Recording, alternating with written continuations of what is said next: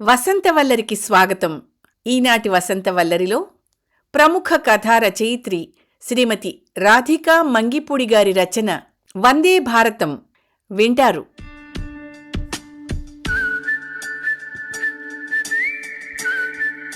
వందే భారతం అని పేరు వినగానే ఇదేదో దేశభక్తి కథ అనుకునేరు. కాదు, ఇది కోవిడమ్మోరు తొలిసారి విజృంభించిన రోజుల్లో వందే భారత్ విమానంలో సింగపూర్ నుండి ముంబైకి మా కరోనా ప్రయాణం కథనం. అవి వందే భారత్ విమానాలు మొదలైన తొలి రోజులు. మా వారికి 4 నెలల ముందే సింగపూర్ నుండి ముంబై ట్రాన్స్ఫర్ అయ్యింది. కానీ అన్నాళ్ళు విమానాలు నడవకపోవడం వల్ల అక్కడే ఉండిపోయాం. వందే భారత్ సర్వీసులు ప్రారంభమైన వెంటనే మా వారు ఉత్సాహంగా సింగపూర్లో ఇండియన్ హై కమిషన్ వారికి దరఖాస్తు పెట్టారు ముంబై వెళ్లడానికి. అర్జెన్సీ లేనిదే అర్జీ ఇప్పట్లో పనికిరాదు పొమ్మన్నారు వాళ్ళు. మీ దయ మా ప్రాప్తం అనుకుని ఊరుకున్నాం. అప్పట్నుంచి ప్రతి 15 రోజులకి వాళ్ళు ఫ్లైట్లు వేయడం, 3 రోజుల ముందు టిక్కెట్లు జారీ చేయడం, వాళ్ళు మమ్మల్ని పిలుస్తారేమోనని మేము ఆశగా ఎదురుచూడ్డం, ఇలా ఇంకో 2 నెలలు గడిచాయి.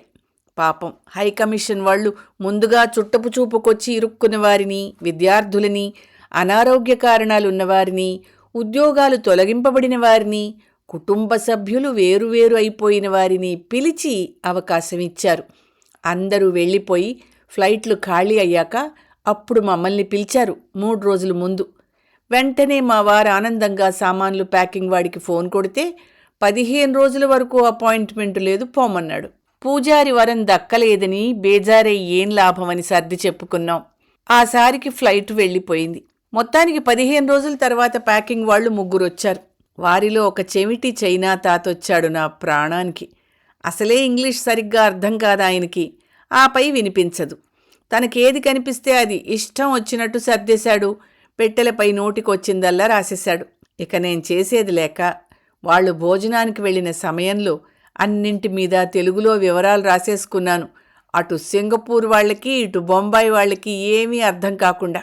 ఎలాగైతేనే శరవేగంతో మొత్తం కొంపంతా 5-6 గంటల్లో 80 డబ్బాల్లో చుట్టేశారు. అత్యవసరమైన సామాన్లు మాత్రం కొన్ని ఉంచుకుని మిగతావన్నీ వాళ్ల చేత సర్దించేశాం. మొత్తానికి మళ్ళా ఫ్లైట్ వేసి మాకు పిలుపునిస్తూ 3 రోజుల ముందు మెయిల్ పెట్టారు హైకమిషన్ వాళ్ళు. ఎప్పట్లాగానే ఫోన్లో నొక్కేసి కార్డు గీకేసి టిక్కెట్ కొనుక్కోవడానికి అప్పుడు వీల్లేదు. వాళ్ళు మెయిల్లో చెప్పిన సమయంలో మాత్రమే మొత్తం కాగితాల కట్ట పట్టుకుని ఎయిర్ ఇండియా ఆఫీస్కి వెళ్ళి టికెట్ కొనుక్కోవాలి. ఇంకా 3 రోజుల హడావిడి చూడాలి. అర్జెంటుగా టిక్కెట్లు కొనుక్కుని అన్ని పనులు పూర్తి చేసుకుని అన్ని సర్దుకుని అనుకున్న సమయానికి ఎలాగైతేనే ఎయిర్పోర్టుకు చేరుకున్నాం. ఎప్పుడూ పోలేరమ్మ జాతరలా ఉండే లంకంత చాంగీ ఎయిర్పోర్ట్ అంత ఖాళీగా చూడ్డం అదే మొదటిసారి. ఉన్న 10 మంది మొహాలకు ముసుగులు వేసుకుని కూర్చున్నారు. ఒక 1/2 డజను కాగితాలు చేతిలో పెట్టారు వెళ్ళగానే. మాకే జబ్బు లేదు, తుమ్మలేదు, దగ్గలేదు, మమ్మల్ని వెళ్ళనివ్వండి మహాప్రభో అని 10th క్లాసు బిట్ పేపర్ లాంటి ఆ కాగితాలను నింపి ఇండియా వెళ్ళాక మనం ఎక్కడికి పారిపోవడానికి లేకుండా అడ్రస్లు, ఫోన్ నంబర్లు రాసి సంతకాలు పెట్టి అక్కడున్న హైకమిషన్ వాళ్లకు సమర్పించి బోర్డింగ్ పాస్ తీసుకోవడానికి గంట పట్టింది. అసలే ఫ్లైట్లు లేక ఆదాయం లేదేమో, ప్రతి పెట్టె తిరగేసి మరగేసి తూచి ప్రతి కేజీకి డబ్బులు వసూలు చేసి అప్పుడు వదిలారు. గేటు వద్దకు వచ్చి చూస్తే ఎక్కువ జనాలు లేరు. సోషల్ డిస్టెన్సింగ్ పర్వాలేదు అనుకున్నాం. అయినా ముక్కు ముసుగులు ఒక్కటి చాలవని ఇంకో ప్లాస్టిక్ ముక్కకు ఇలాస్టిక్ పెట్టి అందరి తలలకి తగిలించారు. సగం గాలాడక సగం సరిగ్గా కనిపించక ఫ్లైట్ కోసం ఎదురు చూస్తూ కూర్చున్నాం. ఫ్లైట్ వచ్చాక దానికి ముందు శానిటైజర్ అభిషేకం చేసి అప్పుడు లోపలికెక్కిచ్చారు. అక్కడున్న ఎయిర్ హోస్టెస్లు అప్పుడే ఆపరేషన్ థియేటర్ నుండి బయటకొచ్చిన డాక్టర్లకి ఎక్కువగాను, ఆస్ట్రోనాట్లకు తక్కువగాను కనిపిస్తూ బురఖాల్లాంటి తెల్లని బట్టల్లో ఉన్నారు. వాళ్ళు వెల్కమ్ అంటే మాటలు నూతిలో నుండి వినిపించినట్టు వస్తున్నాయి. చిన్న చిన్న స్కర్టులు, సన్న మడతల చీరలు, సెంటీమీటర్ మందం మేకప్పులు, హెయిర్ స్టైల్ షోకులు అన్నీ మాయమైపోయి ఆడా మగ అందరూ ఒకే రకమైన అవతారాల్లో నిలబడున్నారు. పరాకున చీకట్లో చూస్తే దడుసుకుని చచ్చే రకంగా ఉన్నారు ఆ తెల్ల బట్టల్లో. తలపై షవర్ క్యాప్ లాంటి టోపీ, ముఖానికి మాస్కుతో పాటు ప్లాస్టిక్ అట్ట షీల్డు, ఆపై నఖశిఖ పర్యంతం తెల్లని గోనెగుడ్డతో కుట్టిన జుబ్బా, పంట్లాం. వేషం మారినా అలవాటు పోయినట్టు లేదు. మొత్తం మీద కనిపిస్తున్న ఒకే ఒక భాగమైన కళ్ళ చుట్టూ ఏదో మెరుపుల మేకప్పు మాత్రం తెలుస్తోంది చూచాయిగా. వాళ్ళని చూస్తే పాపం నవ్వాలో ఏడవాలో అర్థం కాలేదు నాకు. ఫ్లైట్లో జనాలు తక్కువగా ఉండడంతో మధ్య సీట్లన్నీ చాలా వరకు ఖాళీగా ఉన్నాయి. అక్కడక్కడ మధ్య సీట్లలో ఉన్న వాళ్ళకి ఎయిర్ హోస్టెస్లు వాళ్లలాగే పైనుంచి కిందకి ఒక తొడుగు తొడిగేసి టోపీ పెట్టేశారు. పూర్వజన్మలో ఏదో పెద్ద పాపం చేసిన వాళ్ళు ఈ జన్మలో వందే భారత్ ఫ్లైట్లో మధ్య సీటు ప్యాసింజర్గా పుడతారని ఏ గరుడ పురాణంలోనో రాసుంటుంది అని అనుమానం వచ్చింది నాకు. మొత్తానికి గంటన్నర లేటులో ఫ్లైట్ బయలుదేరింది. ముందుగానే ఒక బ్రెడ్ ముక్క, ఒక కేకు ముక్క కలిపి చిన్న పొట్లం కట్టి అందరికీ సీట్లలో పెట్టేసున్నాయి. అవి మనకు ఎక్కవని ముందే తెలుసు కాబట్టి ఎప్పట్లాగే ఇంటి నుంచి సొజ్జి పులిహార చేసుకు తెచ్చుకున్నాను. అది లాగించేసి కునుకుపాట్లు పడ్డం మొదలెట్టాం. నాది మధ్య సీటు, కానీ పక్కన మా కుటుంబ సభ్యులే ఉన్నారు కనుక నాకు తొడుగు తొడగలేదు. కాసేపు అయ్యాక మా వెనక నుంచి ఏవో మాటలు వినిపించడం మొదలైంది. క్రమంగా కాస్త గట్టిగా వినిపిస్తుంటే ఎవడో ఫోన్లో అరుస్తున్నాడేమో అనుకున్నాను నిద్రమత్తులో. ఇంతలో గట్టిగా ఇంగ్లీష్లో కేకలు మొదలయ్యాయి. తీరా చూస్తే పక్క వరుసలో వెనక సీటువాడు ఒక్కడే ఉన్నాడు.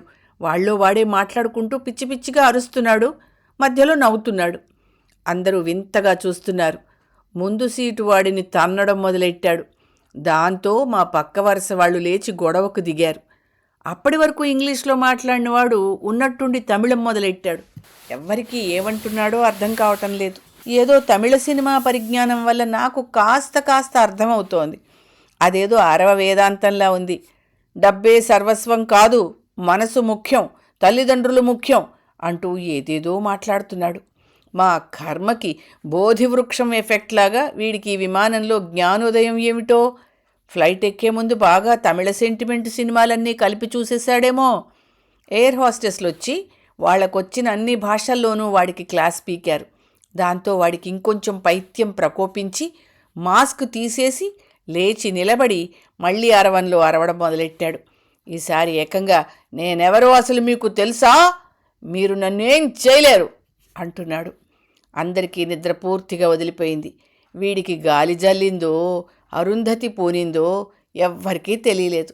ఎయిర్ హోస్టెస్లు వాడిని కష్టపడి కాస్త శాంతపరిచి కూర్చోబెట్టారు. కానీ వాడు మాస్క్ తీసేసి దిగే వరకు ఏదో ఒకటి అలా వాగుతూనే ఉన్నాడు. ఆఖరికి ఎయిర్ ఇండియా ఫ్లైట్ను ప్యాసింజర్ రైలు స్థాయికి తెచ్చి నిలబెట్టాడు. కాలమహిమ అంటే ఇదే. ల్యాండింగ్ సమయంలో సినిమా హాల్లో కొత్త సినిమా మొదటాటకు వేసినట్టు గట్టిగా ఈలలు కూడా వేశాడు. ఫ్లైట్ ఆగింది. అందరూ గబగబా లేచి దిగడానికి సిద్ధమయ్యారు. దిగేటప్పుడు వాడు నా పక్కగా వచ్చి నా ముఖం చూసి తమిళమ్మాయిననుకున్నాడో ఏమో, ఉనక్కు తమిళ్ తెరియుమా అని అడిగాడు నన్ను. నేను సీరియస్గా ముఖం పెట్టి తెలియదు అనేశాను. బుద్ధిగా వెళ్ళిపోయాడు. తమిళంలోనే జవాబు చెప్పినా వాడికి వెలగలేదంటే బాగానే తీర్థం పుచ్చుకున్నాడు గురుడు అనుకున్నాం. సమయం రాత్రి 11 అయింది. ఇక ఫ్లైట్ దిగిన విదేశీ యాత్రికులు అంటే అంటరాని వాళ్ళు అని మనసులో బోర్డు కట్టి పెట్టేసుకున్నారు ఎయిర్పోర్ట్ వాళ్ళు. మళ్ళీ కాగితాలు నింపి మేం 14 రోజుల క్వారంటైన్ చెర నుండి పారిపోము అని హామీ పత్రం ఇచ్చి అడ్రస్లు నంబర్లు ఇచ్చాక వదిలారు. ఇమిగ్రేషన్ అయి సామాన్లు తీసుకుని కాస్త ముందుకొచ్చాక ఫోన్లో ఆరోగ్య సేతు ఉందని చూపించే వరకు మళ్ళీ ఆపేశారు. మాకు ఇండియా నంబర్ ముందే ఉంది కాబట్టి వెంటనే యాప్ డౌన్లోడ్ చేసుకుని నమోదు చేసేసాం. కానీ మిగతా వారందరూ ఒకేసారి ఎయిర్పోర్ట్ వైఫై మీద పడేసరికి అది కాస్త కొనకడం మొదలెట్టింది. ఈ తతంగం అంతా అయ్యాక బయటకొచ్చి చక్కచక్కా చెక్కేయడానికి వీల్లేదు. మనం బుక్ చేసుకున్న హోటల్కి వాళ్ల ప్రత్యేక బస్సుల్లో దింపుతారు. మన కార్లు ట్యాక్సీలు పనికిరావు అన్నట్టు మాతో పాటు మా సామాన్లు కూడా అంటరానివేనండోయ్. ఎవ్వరూ ముట్టుకోరు. మేమే మోసుకొని లాక్కుని పీక్కుని ఎక్కించుకోవాలి. మొత్తానికి ఆ బస్సువాడు మనిషికి తలకు 100 రూపాయలు తీసుకుని అందరినీ బస్సు ఎక్కించాడు. ఎయిర్పోర్ట్ రన్వేన ఆనుకుని ఉన్న తాజ్ శాంతాక్రూజ్ హోటల్లోనే మా గది ముందుగానే తీసుకున్నాం. హోటల్ ఎదురుగా కనిపిస్తున్నా కూడా మమ్మల్ని నడిచి వెళ్ళనివ్వలేదు. బస్సు ఎక్కించి స్కూల్ బస్సులాగా అందర్నీ ఒక్కో చోట దింపుతూ బొంబాయికి ఒక ప్రదక్షిణం చేయించి చివరగా మమ్మల్ని హోటల్కు తెచ్చేసరికి అరగంట పట్టింది. నడిస్తే నిమిషం చాలు. తాజ్ హోటల్ అంటే ఇంక చెప్పేదేముంది. గేటు దగ్గరే గార్డుగారు ఆపేసి బుకింగ్ కాగితం చెక్ చేసి ముందు హ్యాండ్ బ్యాగ్తో సహా మొత్తం సామాన్లన్నింటి మీద పొలాల్లో పురుగుల మందు కొట్టే గొట్టం లాంటి దాంతో శానిటైజర్ అభిషేకం చేసేసి మళ్లీ స్కానింగ్ మిషన్పై తోసి మమ్మల్ని క్యూ కట్టించి మెటల్ డిటెక్టర్ ద్వారం నుండి ఒక్కొక్కరిని పంపి అప్పుడు వదిలాడు. అలా ఆనాడు అర్ధరాత్రి 2 గంటలకు గదిలో పడిన మాకు 14 రోజుల తర్వాత కృష్ణ జన్మాష్టమి రోజున కృష్ణ జన్మస్థానం నుండి విముక్తి లభించింది. మధ్యే ముక్కులో పీసీఆర్ టెస్టులు కూడా సమర్పించాకేలేండి. ఈ శ్రమేదో మామూలు రోజుల్లో పడుంటే చంద్రమండలం చూసొచ్చేద్దును కదూ.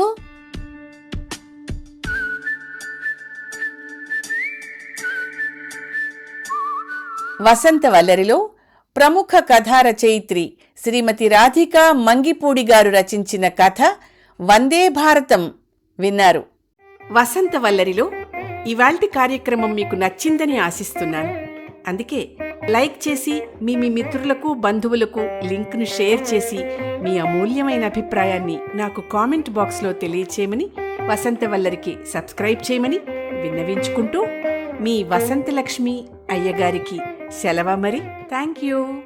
వసంతవల్లరి మిత్రులు, శ్రేయోభిలాషులు, వీక్షకులు, శ్రోతలు అందరికీ ఒక విజ్ఞప్తి.